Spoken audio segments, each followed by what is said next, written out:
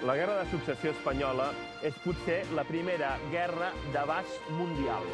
Es va combatre simultàniament a les planes d'Ucraïna, a la Índia, al Brasil, al Canadà. I, en concret, aquí a Barcelona, al setembre de 1714, havia quedat reduïda a una guerra entre dues de les grans potències militars més grans de l'època, França i Espanya, contra els catalans i, en concret, contra els defensors de Barcelona.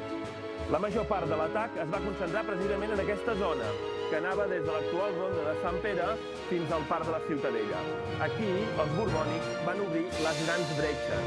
Ho van fer amb unes trinxeres d'aproximació en forma de ziga-zaga que els hi permetien bombardejar la muralla des de més a prop. I per aquí van penetrar definitivament l'11 de setembre de 1714. El número de baixes entre els defensors de la muralla era tan ingent que, quan els cementiris més propers a la muralla van quedar farcits de cadàvers, els nous caiguts eren traslladats cap a Santa Maria del Mar, cap al Fossar de les Moreres.